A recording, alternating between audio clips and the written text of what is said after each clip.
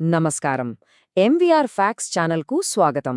ఈరోజు మనం కేవలం కష్టపడితేనే విజయం లభిస్తుందా, లేక మనం తెలుసుకోవాల్సిన ఇతర ముఖ్యమైన విషయాలు ఏమైనా ఉన్నాయా అనే ఆసక్తికరమైన అంశంపై మోర్గాన్ హౌజల్ రాసిన ప్రఖ్యాత ద సైకాలజీ ఆఫ్ మనీ పుస్తకం ఆధారంగా 5 అద్భుతమైన సూత్రాలను తెలుసుకుందాం. నిజం చెప్పాలంటే రాత్రింబవళ్లు కష్టపడి పనిచేస్తేనే డబ్బొస్తుంది అని మనం గట్టిగా నమ్ముతుంటాం కదా. కాని అసలైన సంపద సృష్టి అనేది కేవలం కష్టం మీద మాత్రమే ఆధారపడి ఉండదు. అసలు విషయమేంటంటే మన ఆర్థిక మనస్తత్వం, అంటే డబ్బు పట్ల మన ఆలోచనా విధానాన్ని అర్థం చేసుకోవడమనేది ఇక్కడ అత్యంత కీలకం. సో ఈనాటి మన విశ్లేషణలో మనం ప్రధానంగా తెలుసుకోబోయే ఆ 5 అద్భుతమైన ఆర్థిక సూత్రాలు ఏంటంటే: 1 ఎవరూ పిచ్చివాడు కారు, 2 అత్యాశకు అడ్డుకట్ట, 3 కాంపౌండింగ్ పవర్, 4 ధనవంతులుగా మారడం వర్సెస్ కొనసాగడం, మరియు 5 ఏదీ ఉచితంగా రాదు. సరే, ఏమాత్రం ఆలస్యం చేయకుండా మొదటి సూత్రంలోకి దూరిపోదాం. అదేంటంటే డబ్బు విషయంలో ఎవరూ పిచ్చివారు కారు. మనం చాలాసార్లు ఇతరుల ఖర్చులు చూసి, అరే వీళ్ళు ఈ వస్తు మీద ఇంత డబ్బు ఎందుకు వృధా చేస్తున్నారు అని ఆశ్చర్యపోతుంటాం గదా. కాని గుర్తుంచుకోవలసిన విషయమేంటంటే, ఒక వ్యక్తి పెరిగిన వాతావరణం, చిన్నప్పటినుండి వారు చూసిన ఆర్థిక పరిస్థితులు, వాళ్ల జీవిత అనుభవాల ఆధారంగానే వారు డబ్బును ఖర్చు చేసే విధానం మారుతుంది. ఉదాహరణకు, ఎంతో పేదరికంలో పెరిగిన వ్యక్తి డబ్బును చాలా జాగ్రత్తగా దాచుకోవచ్చు, లేదా అబ్బే చిన్నప్పుడు చాలా కష్టాలు చూశాను, ఇప్పుడు లగ్జరీగా బ్రతకాలి అని కూడా ఖర్చు చేయవచ్చు. చూశారా, ఎవరి నేపథ్యం వాళ్లది, ఇందులో మూర్ఖత్వమేమీ లేదు. సో ఇక్కడ మనం నేర్చుకోవాల్సిన ముఖ్యమైన పాయింట్ ఏంటంటే, ఇతరుల ఖర్చులను చూసి మనం వాళ్లని ఎప్పుడూ తప్పు పట్టకూడదు. ఎందుకంటే వాళ్ల పరిస్థితి వేరు, మన పరిస్థితి వేరు. ఇతరులను చూసి వాళ్లను కాపీ కొడుతూ మన నిర్ణయాలు తీసుకోకూడదు. మన సొంత ఆర్థిక స్థితి, మన ఆదాయం, మన అవసరాలను బట్టి మాత్రమే ఎవరికి వారు ఖచ్చితమైన నిర్ణయాలు తీసుకోవాలి. అంతేగదా. ఇక 2వ సూత్రానికొద్దాం. ఇది మనందరి జీవితాలకు అత్యంత అవసరమైనది. అదే అత్యాశకు అడ్డుకట్టవేయడం, లేదా ఎప్పటికీ చాలదు అనే భావన. మామూలుగా జీవితంలో ఎదగాలనుకోవటం, సంపదను సృష్టించాలనుకోవటం, బాగా డబ్బు సంపాదించాలనే కోరిక ఉండటం చాలా మంచి లక్షణం, తప్పేం లేదు. కాని ఎక్కడ ఆగాలో ఒక హద్దు తెలియకపోతే, ఒక లక్ష్యం చేరుకున్న తర్వాత కూడా ఇంకా ఇంకా కావాలి అనే అత్యాశకు పోతే మాత్రం అది అనవసరమైన రిస్కులకు, తీవ్రమైన ప్రమాదాలకు దారితీస్తుంది. ఇది మనం ఖచ్చితంగా గుర్తుపెట్టుకోవాలి. మన సమాజంలో మనం తరచుగా చూసేదేంటంటే, పక్కవారిని చూసి పోల్చుకోవడం. వాళ్లకున్నది మనకు లేదు కదా అని అనవసరంగా ఖర్చుపెట్టి అప్పుల పాలవుతుంటారు చాలామంది. నిజం చెప్పాలంటే ఆ పోలికలకు ఎప్పటికీ ముగింపు ఉండదు. అందుకే మనకున్నదాంతో సంతృప్తి చెందడం ముందుగా నేర్చుకోవాలి. మన ప్రశాంతతను, ఆనందాన్ని దూరం చేసే సంపద మనకు ఏమాత్రం అవసరం లేదు. కరెక్టే కదా. ఇప్పుడు 3వ సూత్రం చూద్దాం. భారీ సంపద సృష్టి వెనుకున్న అసలైన దీర్ఘకాలిక వ్యూహం ఇదే. అదే కాంపౌండింగ్ పవర్. ప్రపంచంలోని ప్రతి గొప్ప పెట్టుబడిదారుడికి తెలిసిన రహస్యమిది. ప్రపంచ కుబేరులలో ఒకరైన వారెన్ బఫెట్ గారిని తీసుకుంటే, ఆయన అద్భుతమైన విజయం వెనుక ఉన్న అసలు రహస్యం కేవలం సరైన చోట పెట్టుబడి పెట్టడం మాత్రమే కాదు.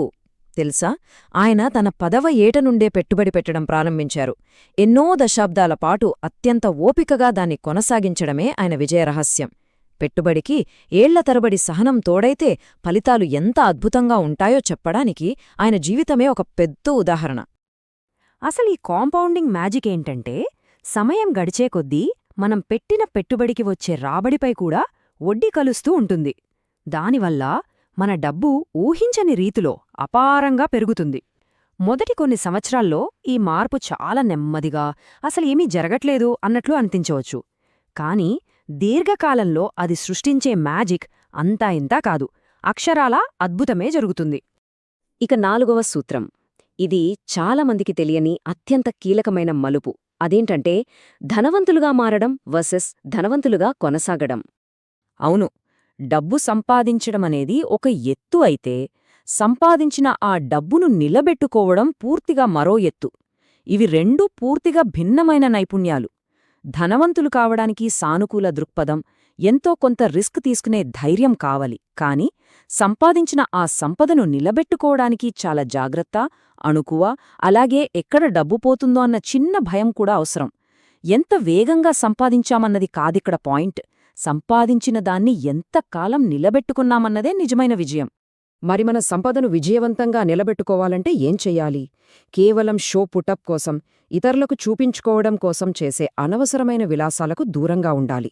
అలాగే భవిష్యత్తు అవసరాల కోసం ఖచ్చితమైన ప్లాన్ చేసుకోవడం చాలా ముఖ్యం.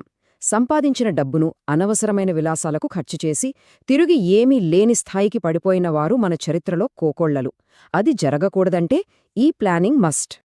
చివరగా మనం 5వ సూత్రానికి చేరుకున్నాం. అదేంటంటే ఏదీ ఉచితంగా రాదు.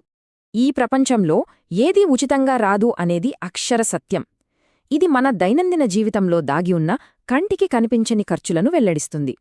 వినడానికి కొంచెం ఆశ్చర్యంగా అనిపించవచ్చు, కానీ మనం చాలా విషయాలు ఉచితం కదా అనుకుంటాం. ఫేస్బుక్, ఇన్స్టాగ్రామ్ లాంటి యాప్స్ ఉచితమే అనుకుంటాం, కానీ అవి మన అత్యంత విలువైన ఆస్తిని లాగేసుకుంటాయి. అదే మన సమయం మరియు మన శ్రద్ధ. మనం సోషల్ మీడియాలో గంటల తరబడి స్క్రోల్ చేస్తూ గడిపే సమయం మన అభివృద్ధి కోసం వాడుకోగలిగే సమయం. కాబట్టి ఆ ఉచితం వెనుక మనం పెడుతున్న అతిపెద్ద ఖర్చు మన సమయం. అలాగే ఆర్థిక విషయాల్లో కూడా చూసుకుంటే మనమొక ప్లాన్ ఏతో ముందుకెళ్తుంటాం. అయితే నిజమైన ఆర్థిక భద్రత సాధించాలంటే ప్లాన్ ఏ విఫలమైతే ఏంటి అనే ప్రశ్నకు సమాధానంగా ప్లాన్ బిని కూడా ఎప్పుడూ సిద్ధంగా ఉంచుకోవాలి. ఇలా ఒక బ్యాకప్ ప్లాన్ని సిద్ధంగా ఉంచుకోవడానికి మనం వెచ్చించే సమయం, శక్తి కూడా భద్రత కోసం మనం చెల్లించే మూల్యమే. సో ఈ విశ్లేషణను ముగించే ముందు ఇక్కడ మనం వేసుకోవాల్సిన ఒక అత్యంత ముఖ్యమైన ప్రశ్న ఉంది. మనందరి దగ్గర ఉన్న అత్యంత విలువైన దాగి ఉన్న కరెన్సీ మన సమయం. మరి ఆ సమయాన్ని మనం రోజూ ఎక్కడ, ఎలా ఇన్వెస్ట్ చేస్తున్నాం? మన భవిష్యత్తును నిర్మించుకోవడానికా, లేక ఏమాత్రం ఉపయోగపడని విషయాల కోసమా? ఈ ఒక్క ప్రశ్న వేసుకుంటే చాలు, మన జీవిత గమనం పూర్తిగా మారిపోతుంది. ఈ విశ్లేషణ చూసినందుకు ధన్యవాదములు. ఈ 5 విషయాలు మీ జీవితంలో సానుకూల మార్పు తీసుకువస్తాయని ఆశిస్తున్నాను. ఈ సమాచారం మీకు నచ్చితే ఈ విశ్లేషణను లైక్ చేసి మీ ఫ్రెండ్స్కు షేర్ చేయండి. ఇలాంటి మరిన్ని మోటివేషనల్ మరియు నాలెడ్జ్ విశ్లేషణల కోసం తప్పకుండా మా MVR ఫ్యాక్ట్స్ ఛానల్ని సబ్స్క్రైబ్ చేసుకోండి. జై హింద్.